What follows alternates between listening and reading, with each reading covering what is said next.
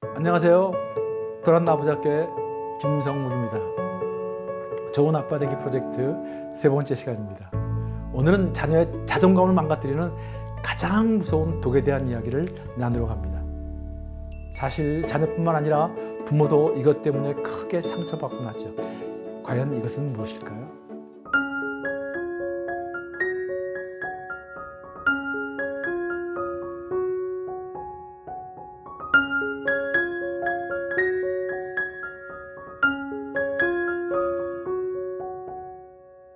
인터넷에서 이런 글을 읽은 적이 있습니다. 어른들의 어떤 점 진짜 나쁘고 치사하다는 것 알아?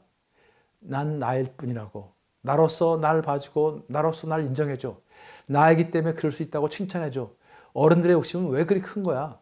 내 모습 그대로 받아주면 안 되는 거야? 뭐가 문제야? 비교당하기 싫으면 먼저 남을 비교하지 마.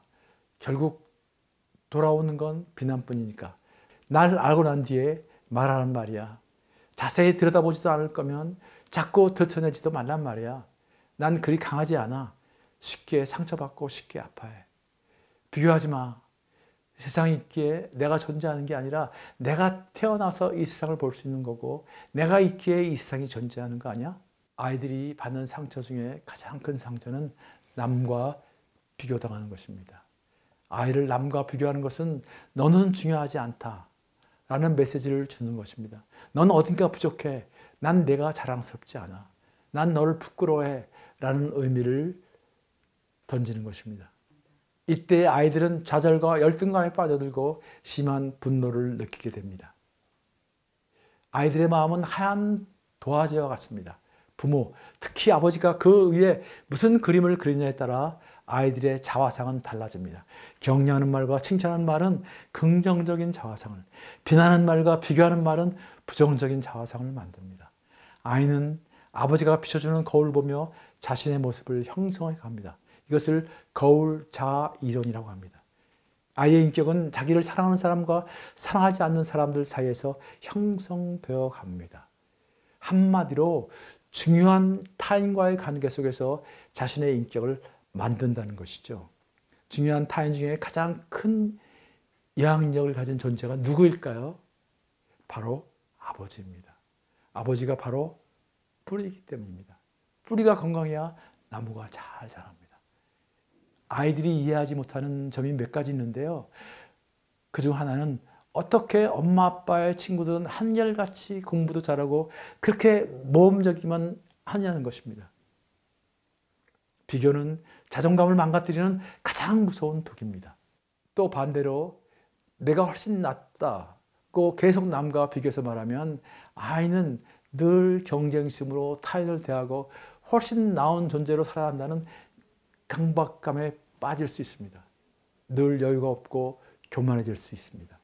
남의 아픔을 이해할 줄 모르고 남을 받아들일 줄 모르는 미성숙한 사람이 될 수 있습니다. 원칙적으로 비교는 올바른 양육 방법이 아닙니다. 더구나 형제자매 사이를 비교하는 것은 더 큰 상처를 주고 그 사이를 어렵게 만들 수도 있습니다. 비교보다 좋은 말들이 얼마나 많습니까? 아빠는 너를 사랑해. 너는 아빠 아들이니까. 아빠는 언제나 내가 믿음직스러워. 그런 말을 통해서 아이는 존재 사랑을 겸합니다. 존재 사랑을 겸하는 말들을 자녀에게 많이 해주십시오. 비교하는 부모에 관한 이런 유머가 있습니다. 아들이 공부는 안 하고 스마트폰만 들여다보거나 인터넷 게임에 빠져 있자 속상한 아버지가 한마디 했습니다.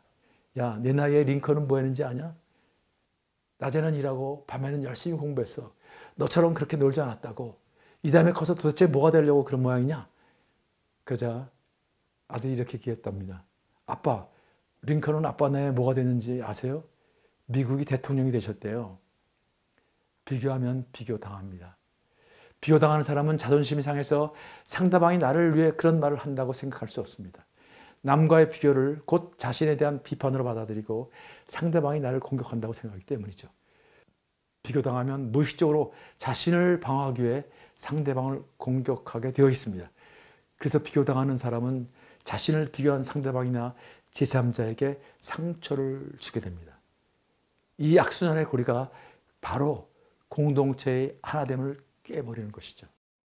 비판을 받지 아니하라거든 비판하지 말라. 너희가 비판하는 그 비판으로 너희가 비판을 받을 것이요 너희가 헤아리는 그 헤아림으로 너희가 헤아림을 받을 것이니. 그렇게 예수님은 마태복음 7장 1절에서 2절에 말씀을 하셨습니다. 비교하지 마십시오. 비교는 백해무익합니다. 비교의식 속에 자란 자녀는 올바른 가치관을 갖고 자라기 어렵습니다. 올바른 가치관이 없으면 올바른 영적 분별력을 갖기 어렵습니다.